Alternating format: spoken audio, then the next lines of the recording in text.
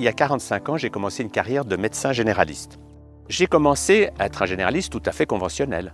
Je faisais ce que font tous les généralistes. Je soignais les gens avec les méthodes que j'avais apprises à l'hôpital.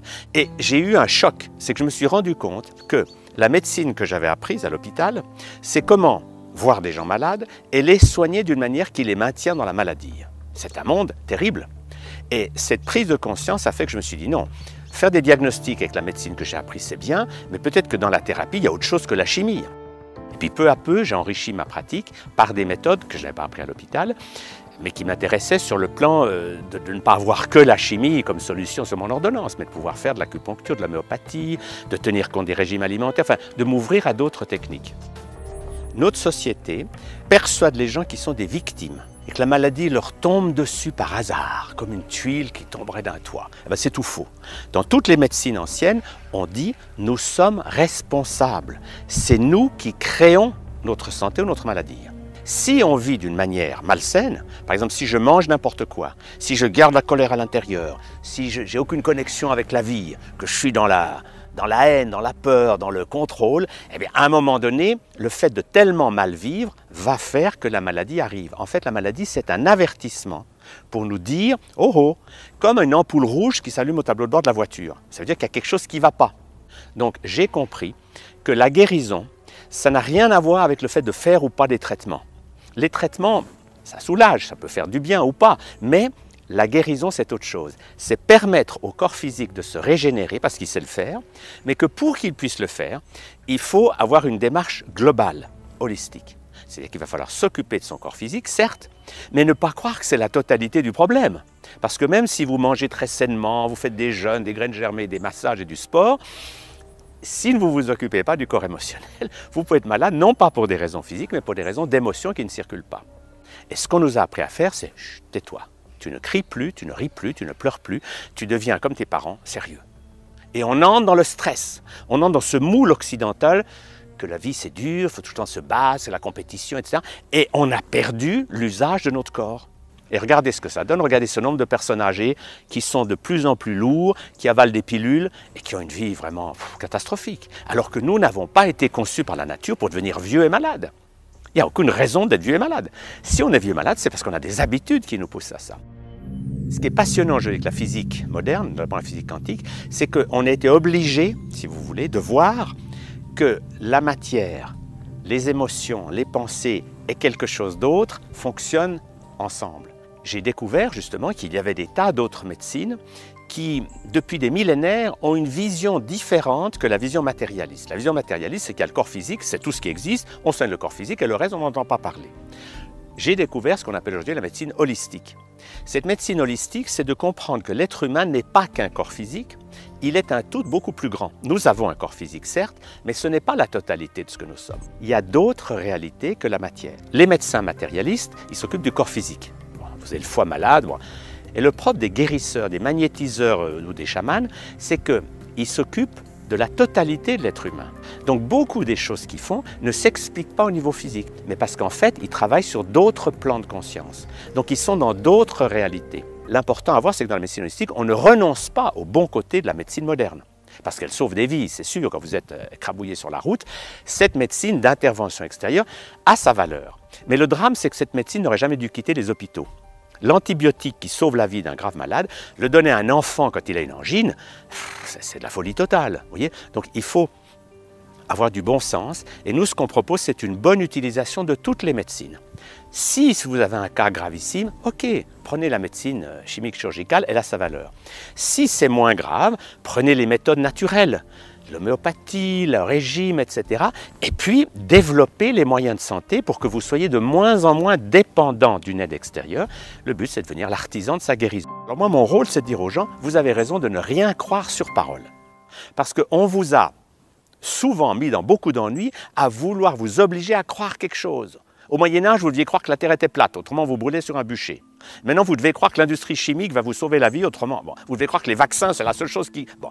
Je prends un certain nombre des croyances de base de notre société et je montre qu'elles n'ont aucun fondement scientifique. Étonnant. Je prends un exemple. Beaucoup de Français croient que si on n'a pas de protéines animales, pas de viande et pas de lait, on ne peut pas vivre. Eh bien, c'est une croyance totalement fausse. Vous étudiez scientifiquement les études là-dessus, vous voyez que non, il y a toutes les protéines dans les végétaux. Je travaille là-dessus depuis 45 ans. Et la loi simple pour l'alimentation, elle est très très simple, c'est la loi des 3 V. Végétal, vivant, varié. Qu'est-ce que ça veut dire? Le premier V de végétal, c'est que le corps humain a été conçu par la mère nature pour fonctionner avec des végétaux. Et tout ce qu'on mange qui vient de l'animal nous rend malade. Et ça, c'est archi documenté maintenant par des grosses études, comme le projet Chine, etc., qui montrent qu'il y a un rapport absolument inévitable. Plus les gens mangent de produits animaux, c'est-à-dire viande, lait, œufs et poissons, plus ils sont malades. Plus ils mangent de végétaux, plus ils sont en bonne santé. Et ça, on ne peut pas dire non. Ce n'est pas une idée. Ce sont des faits prouvés par des tas de recherches. C'est le premier V, le V de végétal.